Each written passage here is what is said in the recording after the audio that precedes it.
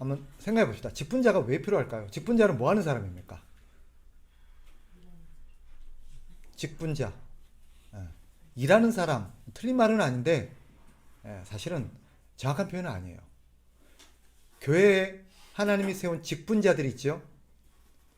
감독, 장로, 목사, 뭐 집사, 뭐 이렇게 있어요. 그죠? 이런 직분자들은 뭐 하는 사람인가? 중요한 한 가지를 우리가 생각을 해야 됩니다. 자, 질문을 받고 이 사람들은 세상에서 세상을 섬기는 사람입니까? 교회에서 교회를 섬기는 사람입니까? 그렇죠? 직분자라는 건 교회 공동체를 섬기도록 부름받은 사람들이에요. 그죠? 세상을 섬기는 거하고 달라요. 세상에서 역할은 다른 사람들에게 하나님께서 맡기셨어요. 세상을 다스리는 사람들은 누구예요? 그렇죠? 정치가들이에요. 고대로 따진다 왕, 그죠? 여러 위정자들. 하나님은 그들에게 세상을 맡기셔서 세상을 다스리게 하죠. 교회는요, 직분자들을 통해서 하십니다. 교회나 세상에는 하나님이 다스리세요. 이것이 하나님의 통치입니다. 그러니까 우리가 어떤 직분에 대해서 이해를 할 때는 하나님의 통치와 관련되어 있어요. 하나님이 세상을 다스리세요. 그런데 세상을 다스리는 것과 교회를 다스리는 방법이 달라요. 세상은 세속의 권력자들을 통해서, 교회는 직분자들을 통해서 다스리신다 하는 것이 우리가 직분에 대한 기본적인 개념입니다. 그러니까 직분자들은 뭐예요? 이렇게 정의할 수가 있어요. 우리가 하나님 앞에 직분을 이미 맡았거나 앞으로 맡게 될 거거나 교회 안의 직분자들에 대한 인식은 이겁니다. 하나님을 대신해서 교회를 다스리는 사람, 이게 직분자예요. 그래서 하나님은 교회를 섬기고 다스리도록 각각의 필요한 직분들을 주셨죠. 그죠? 그래서 직분자는 뭐다? 하나님을 대신해서 교회를 다스리는 사람. 이게 직분자예요. 그러니까 직분자는 뭐 하는 사람이에요? 교회를 다스리는 사람이에요. 누구를 대신해서? 하나님을 대신해서. 그러니까 성도들에게 직분자는 누구를 대표하는 사람이에요? 하나님을 대표하는 사람이에요. 하나님의 통치가 누구를 통해서 교회에 나타나는 거예요? 직분자를 통해서 나타난다. 이것이 직분에 대한 기본적인 개념입니다. 하나님께서 교회에 주신 직분자들이 많지요.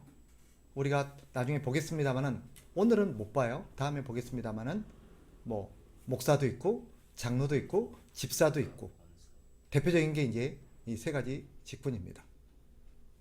그리고 성경에는 있지 않지만, 그죠? 권사라는 우리가 직분을 교회에서 필요에 따라서 세우게 되었습니다.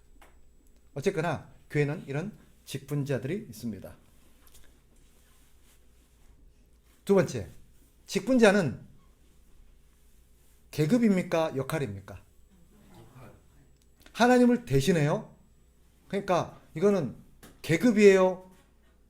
역할이에요? 하나님을 대신하는데 네, 직분에 대한 두 번째 우리가 개념은, 직분은 신분이나 계급을 말하는 게 아니라 기능을 말하는 것입니다. 역할이에요. 신분이나 계급에 있어서는 뭐예요? 모든 성도는 동등합니다. 단지 특정한 역할을 맡았어요. 무슨 말인지 아시겠죠? 그래서 직분이라는 것은 계급이 아니라 교회 공동체 안에 어떤 서열이나 계급을 말함이 아니라 역할을 말한다. 기능직이다라는 것을 반드시 기억해야 돼요. 근데 교회에서 이걸 오해해가지고 자꾸 계급으로 이해를 해요. 서열로 이해를 해요. 제일 높은 사람이 누구예요? 그지? 당연히 저죠. 제가 제일 높아요. 제가 제일 높고 제 밑에 누가 있어요? 뭐 장로가 있고 뭐 이렇게 이해를 하는데, 그건 잘못된 이해다. 그래서 직분은, 첫째, 직분에 대한 첫 번째 개념은 직분은 하나님을 대신해 교회를 다스리는 사람이다. 두 번째 개념은 직분은 그렇죠. 계급이 아니라 역할이다. 역할이다. 직분을 맡은 사람이, 하나님 보시기에 직분을 맡은 사람이 더 중요할까요? 직분을 안 맡은 사람이 더 중요할까요? 똑같다. 똑같다. 가치는 똑같아요. 그죠? 역할이에요. 이걸 꼭 기억하셔야 돼요. 세 번째, 직분에 관련해서 우리가 기억해야 될 것은 한 가지 더는 직분은 첫째 뭐다? 하나님을 대신 교회를 다스리는 사람이다. 두 번째는 직분은 신분이나 계급이 아니라 어떤 역할이다. 그죠? 세 번째, 그럼에도 불구하고 직분에게는 따라합시다. 권위가 주어졌다. 권위가 주어졌다. 권위가 뭐예요, 그러면? 우리가 권위가 있다 그러잖아요. 권위를, 하나님은 그 직분을 주시면서 그 직분에 권위를 주셨어요. 그죠? 근데 권위에 대해서 잘 몰라요, 사람들이. 용어를 모르는 게 아니라 권위가 뭔지를 몰라요. 그러니까 권위가 왠지 우리에게는 어떤 느낌으로 다가와요? 권력으로 다가오고, 그죠? 똑같이 어떤 힘과 신분으로 다가오는 거예요. 권위지 않은, 나보다 높은 사람이에요, 낮은 사람이에요? 그런 역할이, 이제 그런 개념이 주어지는 거예요. 그런 느낌이죠, 그죠? 최 집사님, 권위가 뭐예요?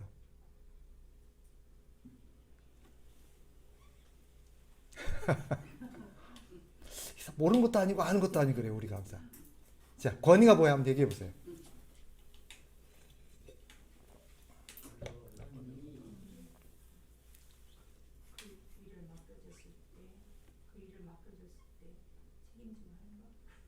틀린 개념은 아니에요. 자, 제일 쉽게 설명하겠습니다. 그러니까 권위를 모르니까 권위주의를 용납하는 거예요. 권위주의는 잘못된 거예요. 그러나 권위는 맞아요. 권위가 있는 거죠. 권위주의하고 제가 조금 구별하겠습니다.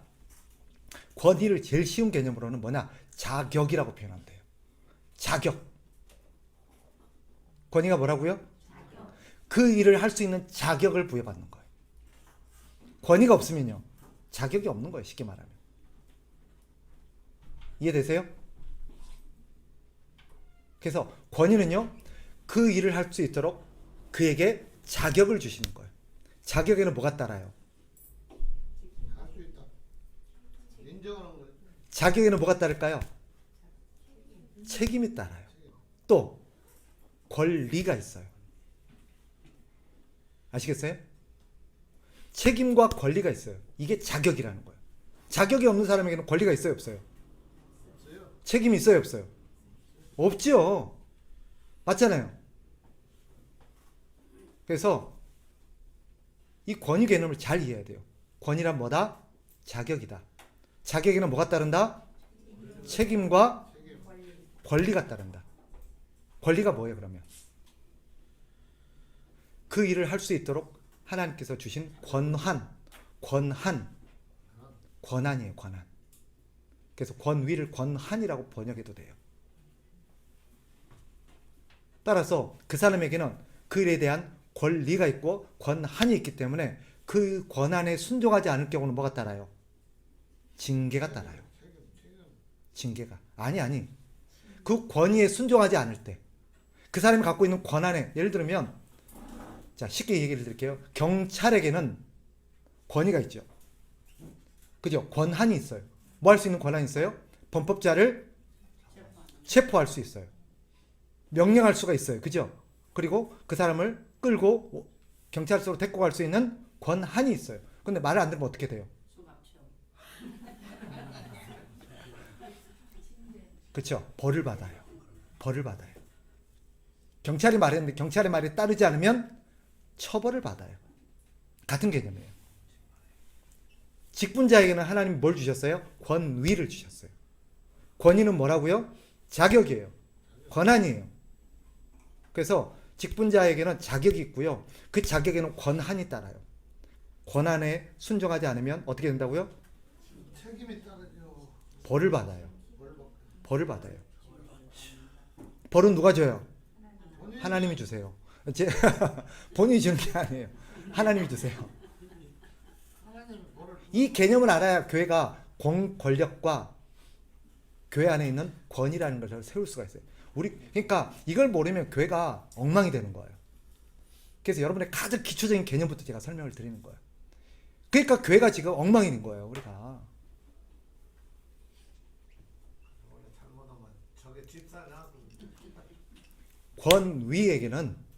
권위에는 권한이 따른다고 그랬어요. 그죠? 권한은 뭐예요? 뭘 할 수 있는 자격이고, 그죠?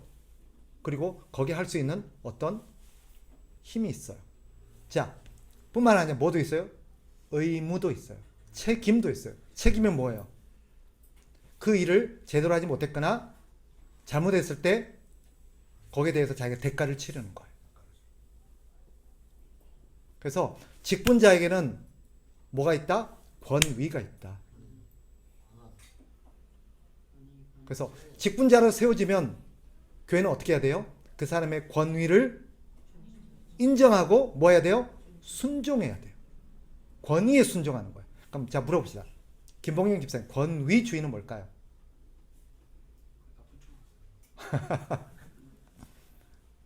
권위주의가 뭐예요? 권위주의는 그건 자기를 높이려고만 하는 거예요. 권위주의는 권위가 있어요, 없어요? 있어요. 근데 권위는 아까 말했죠. 직분자는 어디에서 섬기는 사람이에요? 교회에서. 또 직분자 뒤에 보겠습니다만 그 직분자는 그 직분에 맞는 역할이 있어요. 고유의 역할이 맞죠. 근데 권위주의는 뭐예요? 그 역할을 넘어서 권위를 남용, 오용하는 거예요. 그죠? 목사의 역할은 어디까지예요? 교회까지요. 교회. 교회까지요. 맞죠? 교회 밖에 어떤 문제에 교회 목사가 목사로서의 어떤 권위가 있어요, 없어요? 없어요. 목사는 교회 안에서 권위가 있는 거지. 교회 밖에서의 목사에게는 하나님이 아무런 권위를 주시지 않았어요. 근데 목사랍시고 교회 밖에서까지 어떤 목사로서의 어떤 영향을 끼치려고 하고 하는 건 뭐예요? 권위주의예요. 맞죠?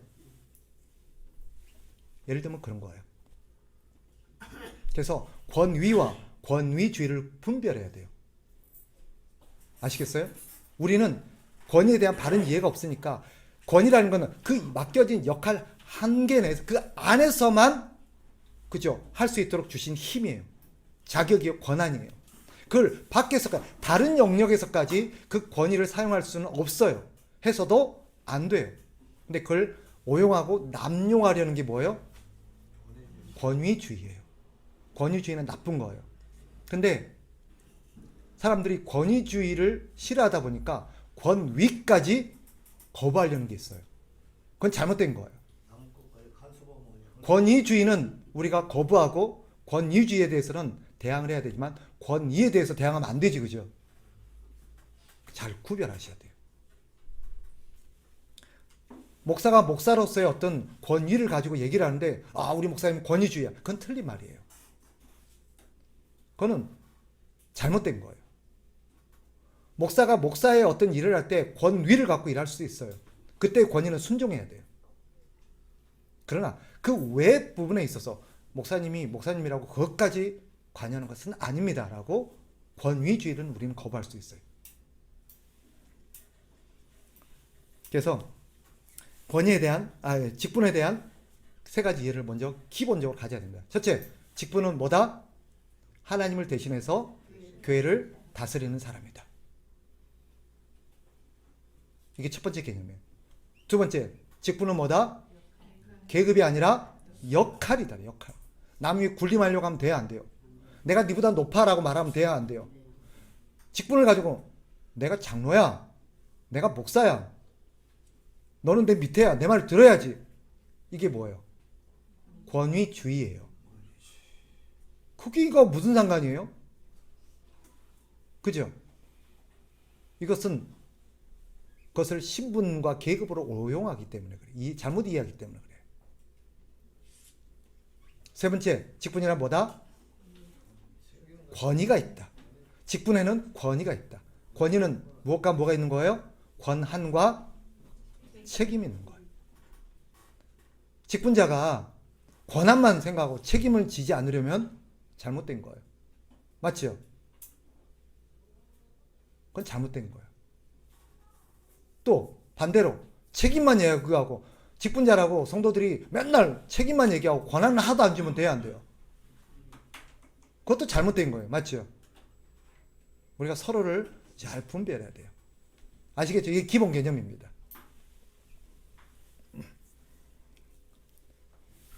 자, 이 직분은 어떻게 세워지는가? 두 번째 큰 개념. 그러면 직분은 어떻게 세워지느냐? 자, 어떤 사람이 직분자가 될 수 있어요? 석 집사님.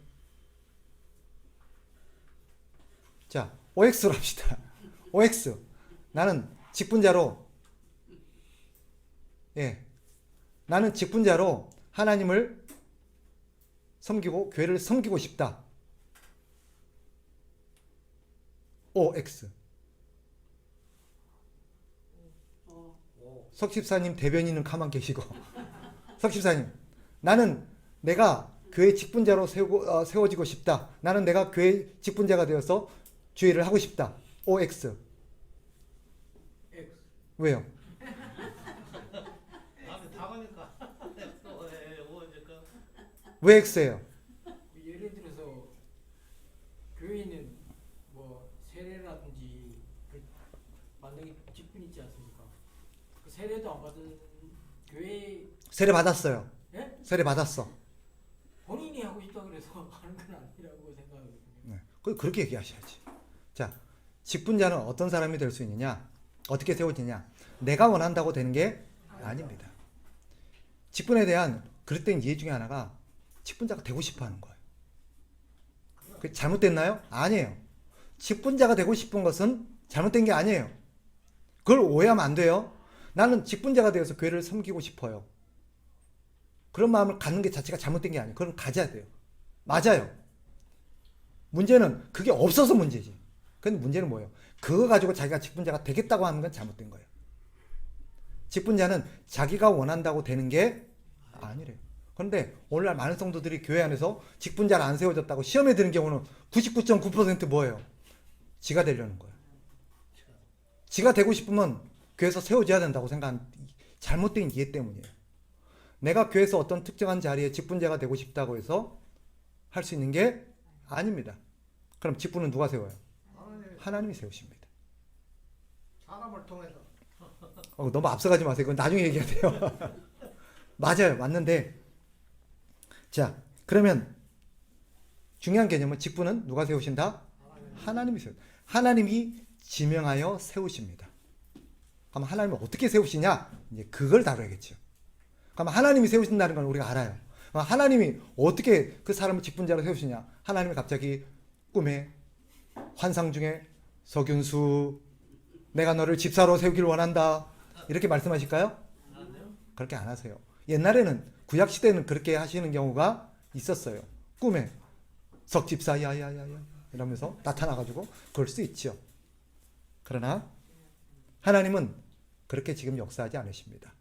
교회 안에서 우리가 말씀을 연구하고 내린 세 가지 하나님이 사람을 세우시는 세 가지 방법에 대해서 말씀드리겠습니다. 첫째, 하나님은 한 사람을 직분자로 세울 때 그 사람에게 성령으로 감동을 통해서 하나님을 섬기고자 하는 마음을 주십니다.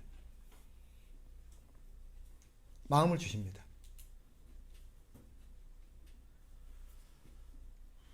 그래서 하나님께서 내 마음속에 그 어떤 직분에 대해서 섬기고자 하는 그것이 정말 섬기고 싶다. 너무 하고 싶다. 그런 걸 말하는 게 아니에요. 그게 아니라 때로는 그런 마음도 주시기도 하지만 부담감으로 다가올 때도 있어요. 하나님께서 자꾸 안 하고 싶은데 나는 안 했으면 좋겠는데 자꾸 하나님이 내 마음속에 부담감을 심어주시는 방법도 있어요. 그러니까 하나님이 마음을 감동하여서 한 사람에게 직분을 맡게 하시는 것은 두 가지 방법입니다. 첫째는 기쁨으로 기꺼이 그 일을 하고 싶어하는 마음. 두 번째는 뭐예요? 그 일을 하도록 계속해서 나에게 동기부여를 해서 부담감을 주시는 마음. 둘 다 성경에 있어요. 그죠?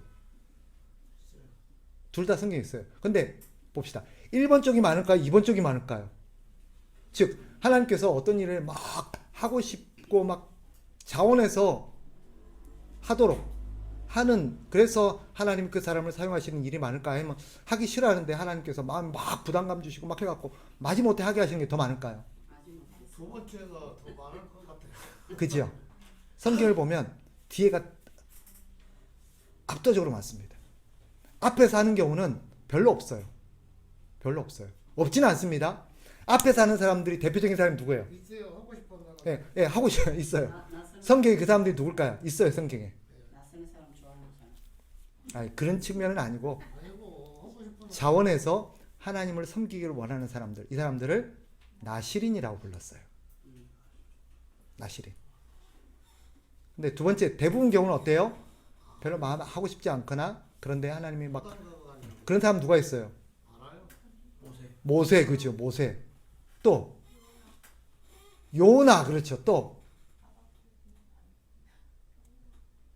뭐라고요? 원래 바울도 아서 예레미야, 맞아요.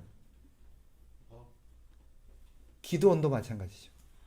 이런 식으로 보면 많은 경우에 하나님께서 안 하겠다는 사람을 계속 동기부여하시고 해라, 해야 된다 이런 막 부담감을 주시고 해갖고 하게 하세요.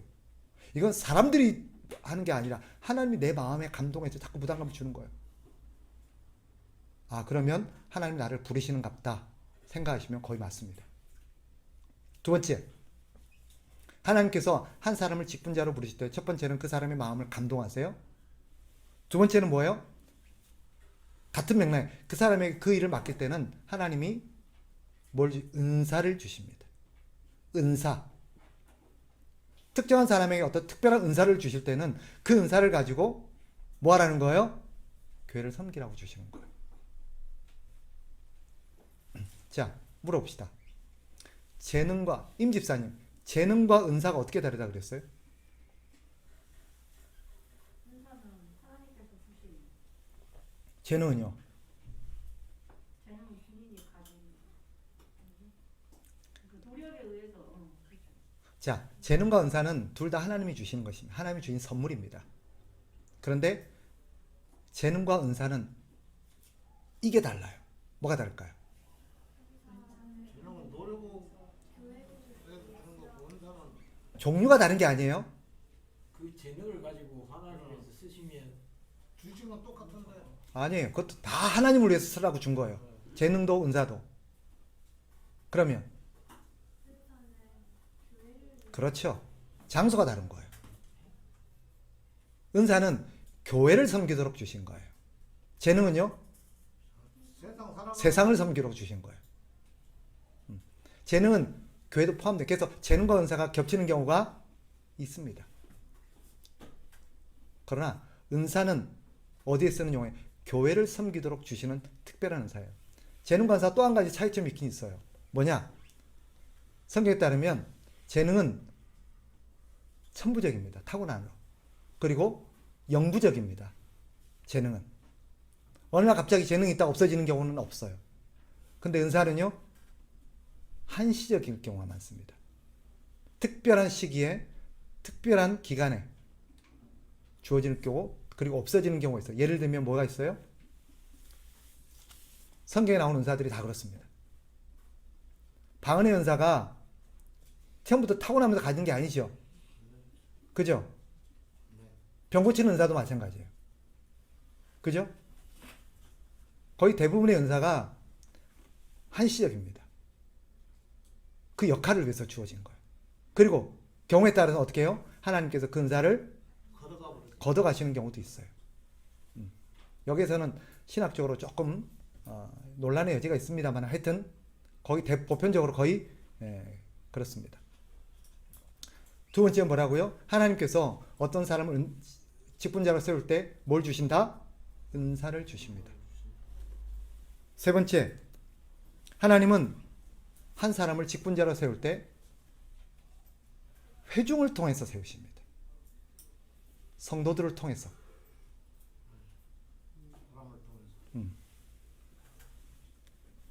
그러면 하나님께서 사람을 통해서 직분자를 어떤 과정으로 세우십니까? 먼저 하나님께서 어떤 교회의 역할이 필요하다는 것을 교회에 알게 하십니다. 그래서 모두가 우리 교회에 이런 역할을 할 수 있는 사람이 필요하다는 공감대를 형성하게 하세요. 아무도 동의하지 않고 아무도 필요 없다고 하는데 그 일을 세운다. 그것은 하나님의 뜻이 아닐 경우도 있어요.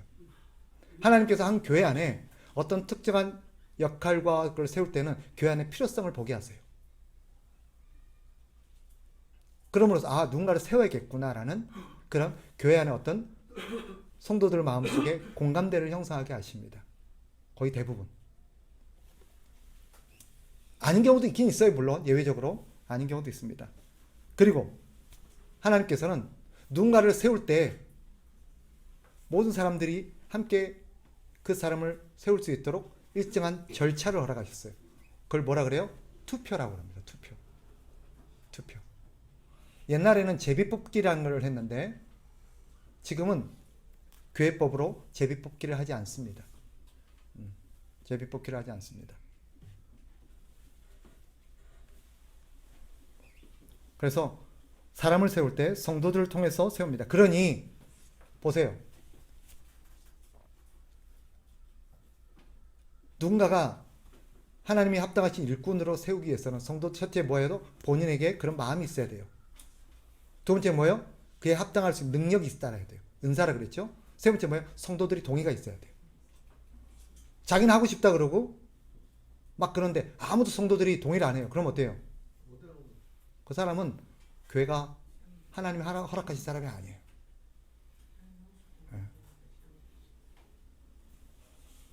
그렇게 말한 분이 있더라고요. 어떤 분은 지 하고 싶다는데 해주세요. 아니에요. 그러면 교회가 어떻게 돼요? 교회가 혼란스러워져요. 자, 그리고 마지막으로 회중은 하나님이 명하신 일정한 자격을 살펴야 합니다. 하나님은 성도들의 마음에 감동, 아무나 네 마음에 감동한 사람 뽑으라고 하지 않으셨습니다. 교회는 하나님께서 성도들에게 한 사람을 세울 때 성도를 통해서 세웁니다. 그러나 성도들은 한 사람을 직분자로 세울 때 일정한 자격을 검토하도록 주신 기준이 있어요. 그거에 대해서는 다음 시간에 제가 볼 겁니다. 오늘은 그거에 대해서 자세히 다루지는 않겠습니다. 그게 디모데전서 3장 1절부터 나옵니다. 자, 잠깐 한 번은 읽어보고 넘어가요. 디모데전서로 가봅시다. 3장. 디모데전서 3장 1절 읽고만 넘어가겠습니다.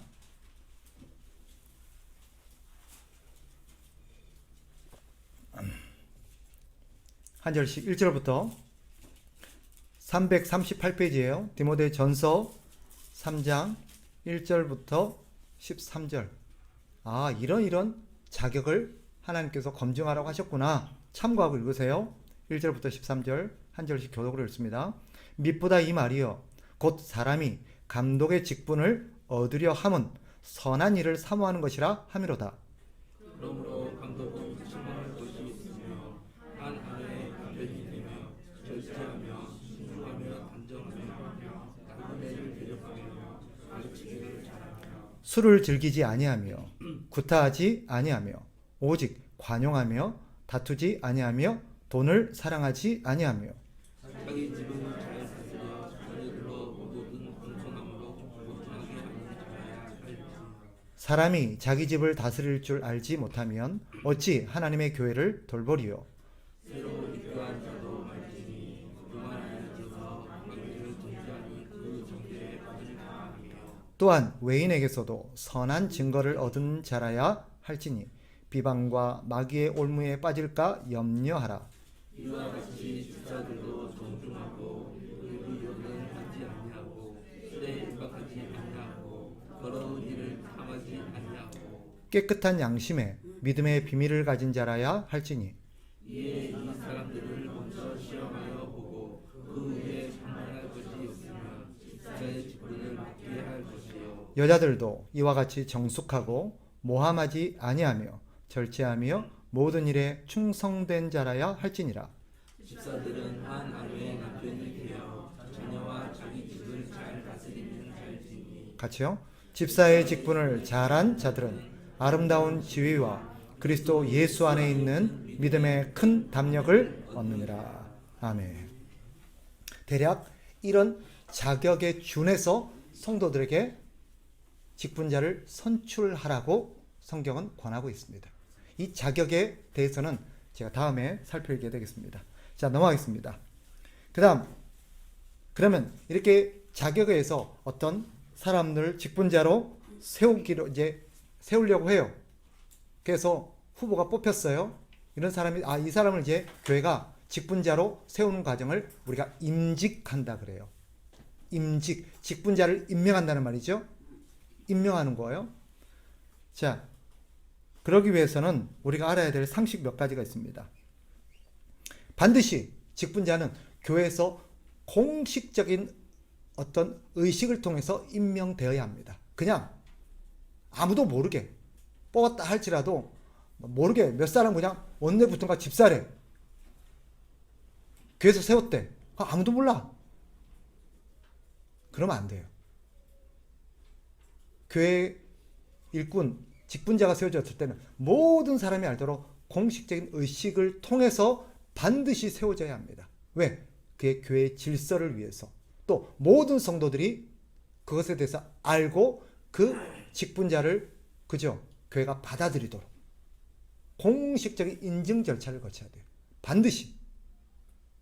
성경에 모든 어떤 직분자들, 대표적인 직분자가 세 개 있었죠. 선지자, 왕, 제사장. 누가 세워지든 간에 하나님께서는 공식적인 인증 절차를 거치세요. 그런 것처럼 하나님께서는 반드시 공식적인 인증 절차를 거치도록 하셨습니다. 뭐 때문이라고요? 교회 질서와 모든 성도들이 그것을 알고 그 직분자를 받아들이도록. 그리고 교회는 그런 직분자를 세울 때 권하는 게 뭐예요? 반드시 기도하고 그리고 금식하며 직분자를 세우라고 권면하고 있습니다. 성경의 가르침이에요. 그래서 직분자가 세워지는 그 과정들을 보면 거의 대부분 교회가 그것을 위해서 일정 기간 금식과 기도를 합니다. 왜 할까요? 왜 할까요? 왜 금식 기도를 할까요? 크게. 그렇죠. 하나님이 임명하고 하나님이 지명한 사람이 맞는지를 교회가 확인하는 거예요. 하나님, 이런 사람을 우리가 뽑기로 했습니다. 하나님 뜻이 맞습니까?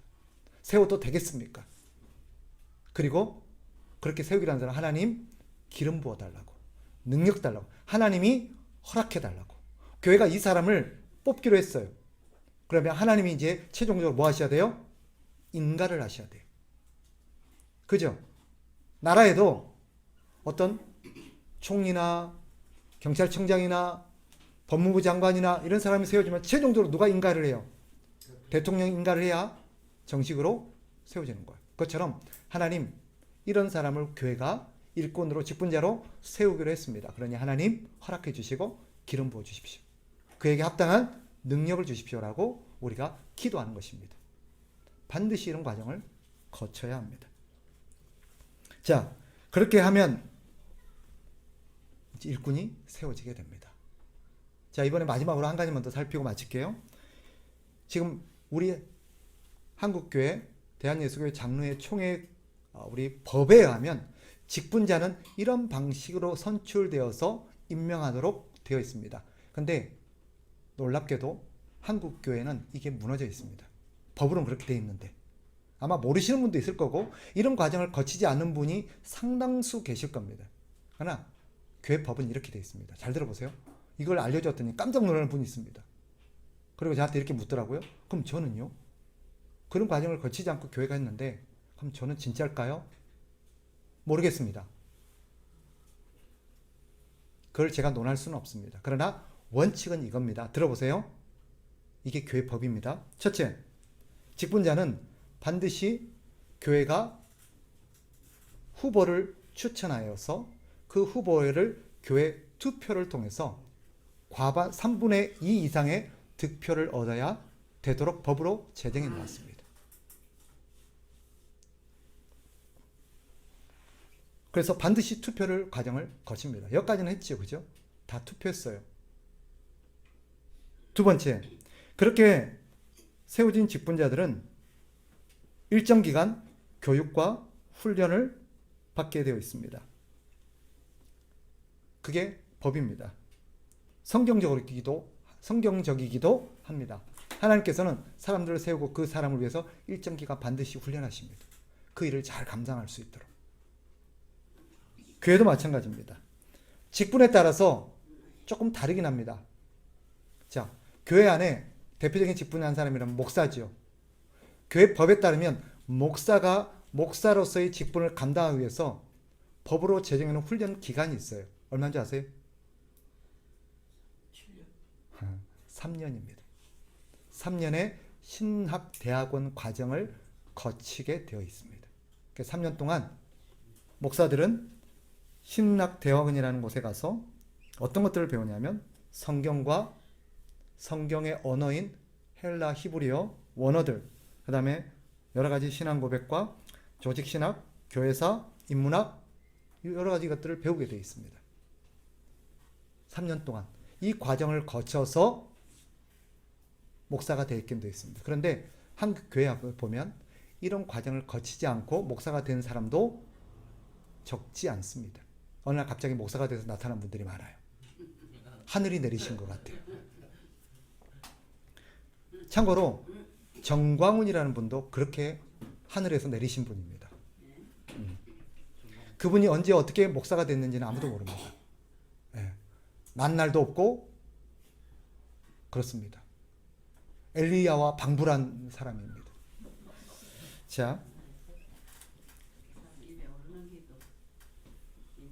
장로는 어떨까요?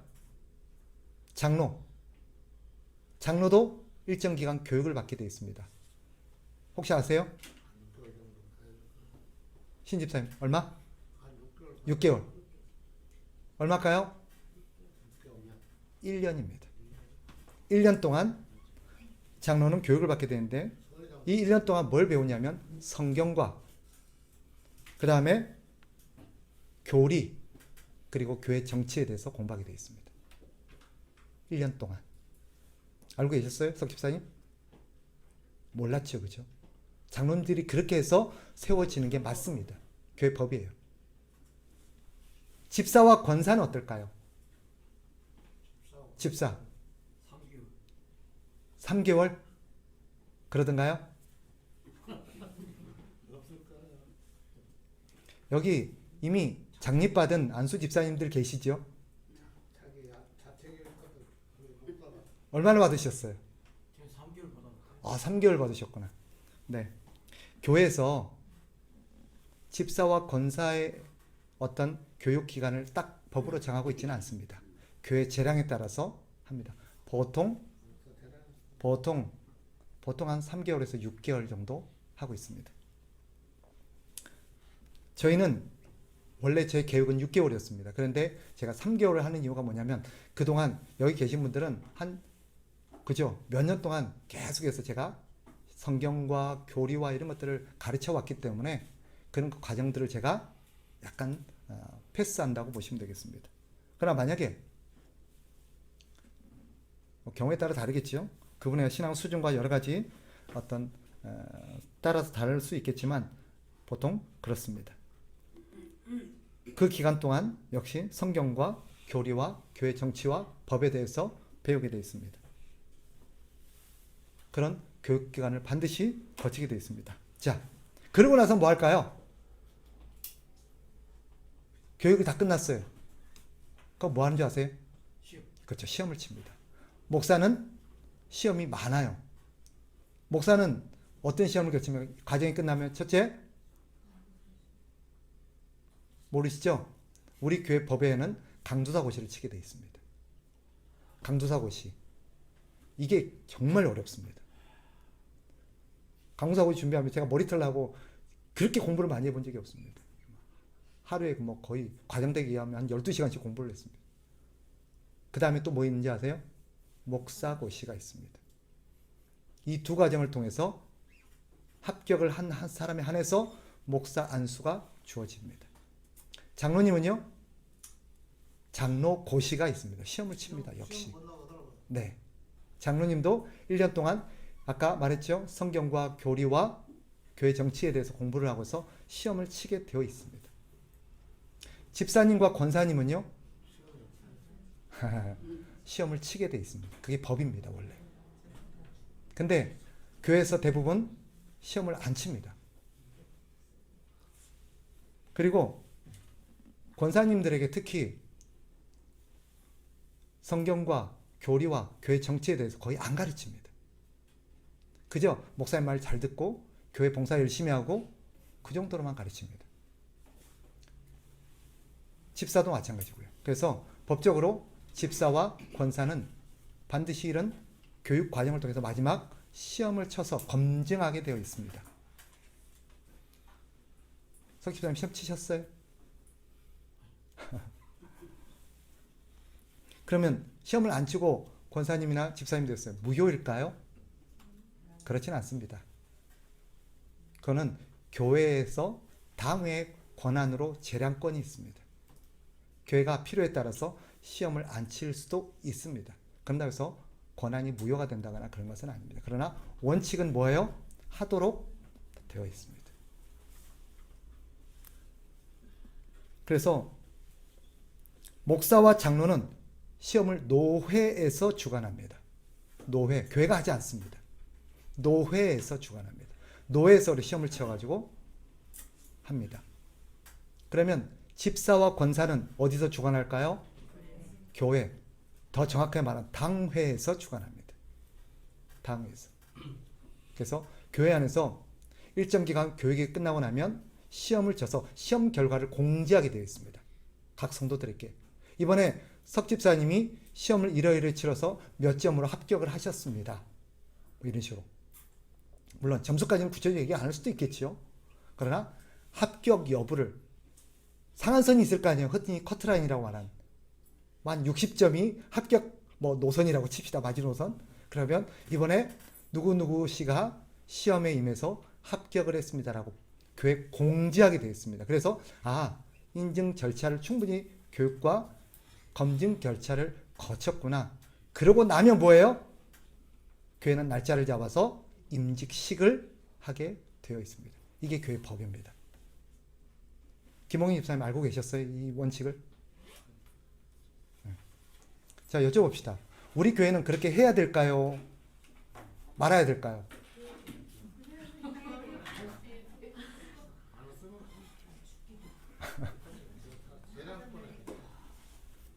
김종수 집사님, 우리 교회에서는 그걸 해야 될 것 같습니까? 안 해도 될 것 같습니까? 그 사회에 따라 뭐 다르겠죠. 하는 게 맞겠죠, 그죠? 네, 그래서 저희 교회는 이걸 한다고 말씀을 드리는 겁니다, 지금. 제가 이 얘기를 왜 하겠어요? 이렇게 해서 교회가 이런 성경이 가르치고 법이 권하는 그런 질서에 따라서 거쳐서 이런 원칙으로 일꾼이 세워졌구나라는 것을 하는 게 맞습니다. 오해하지 마세요. 이런 과정을 거쳤다고 해서 그 사람이 남달리 훌륭하거나 대단한 사람이라는 뜻은 아닙니다. 이런 과정을 거치지 않았다고 그분이 별로 훌륭하지 않고 대단한 직분자가 아니라는 뜻도 아닙니다. 무슨 말인지 아시겠죠? 그래서 이런 과정을 통해서 교회가 세워집니다. 한 가지 당부드리면, 자, 이런 직분자가 세워질 때 교회는 직분자에게 일정 기간의 금액을 헌사하도록 그죠? 요구를 하고 있죠. 성경적일까요? 그건 크게 얘기하시네. 네, 그거는 성경에 없는 것입니다. 그래서 우리 교회는요, 이게 맞습니다. 성경대로 해야 돼요. 우리 교회에서는 직분자가 세워질 때 단 한 푼도 교회 헌금이나 헌물을 요구하지 않습니다. 교회가 그것을 강요해서는 절대 안 됩니다.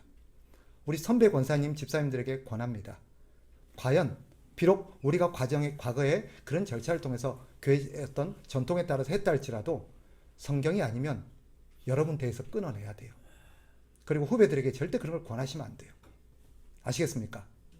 우리 교회에서는 그런 걸 절대 용납하지 않겠습니다. 그래서 그 임직식에 필요한 모든 것들은 원래 누가 분담해야 돼요? 교회에서 해야 되는 거예요. 교회에서. 그래서 임직식에 필요한 모든 비용과 거기 필요한 혹시나 뭐 답례품 같은 것도 어디서 해야 돼요? 교회가 해야 됩니다. 식사는요? 교회가 해야 됩니다. 네, 걷어서 하는 게 아닙니다. 말씀드리잖아요. 돈을 걷어서 하는 게 아닙니다. 교회 갖고 있는 재정의 수준 안에서, 교회 재정 안에서, 그래서 교회는 어떻게 해야 돼요? 1년 예산을 집행할 때 올해 만약 임직할 계획이 있으면 그에 대한 예산을 확충해야 됩니다. 우리 교회는 따로 확충할 그런 일은 없어요. 그래서 우리 교회는 검소하게 하겠습니다. 그래서 우리는 식사와 간단한 수건 정도의 답례품만 준비합니다. 하게 된다면 또 이런 과정을 통해서 직분자로 세워질 수 있는 분이 몇 분인지 잘 모르겠어요. 우리 성도들이 불꽃 같은 눈으로 투표해가지고 떨어뜨리면 할 말은 없어요. 투표는 여러분이 하시니까. 교회에서 비록 이분을 이번에 집사로 권사로 우리가 좀 추대해서 직분자로 세웠으면 합니다. 그런데 성도들이 교회가 보지 못하고 성도들만 보고 있는 또 어떤 부분이 있을 수 있잖아요. 성도들이 검증해서 제가 보기엔 저분은 아닙니다 하고 반대표를 던질 수 있는 거예요. 맞죠? 그렇게 해서 떨어뜨리는 게 맞아요, 안 맞아요? 맞습니다. 자격 없는 사람은 정직하게 나는 저분이 아직 자격을 못 갖췄다고 생각합니다 라고 반대표를 던지는 게 맞아요. 교회가 해줍시다. 이번에 이분 세우려고 하니까 다들 그냥 다 이렇게 좋은 마음으로 합시다. 옳지 않습니다. 아시겠죠? 네. 그건 옳지 않습니다. 성도들이 자신의 신앙적 양심을 따라서 내가 저 사람이 진짜 우리 교회 직분자로 세워지는 것이 합당하겠습니다라고 하면 기꺼이 찬성표를 던져야 되고 아니면 반대표를 던져야 됩니다. 그렇게 해서 임직하는 날 임직자들에게 어떤 것도 교회는 강요해서는 안 됩니다. 모든 비용은 교회에서 다 해야 됩니다. 그것을 여러분들이 명심하고 우리 교회 바른 그런 어떤 질서로 전통으로 세워나갔으면 좋겠다는 당부를 드립니다. 아시겠죠? 오늘 여기까지 하겠습니다. 기도합시다.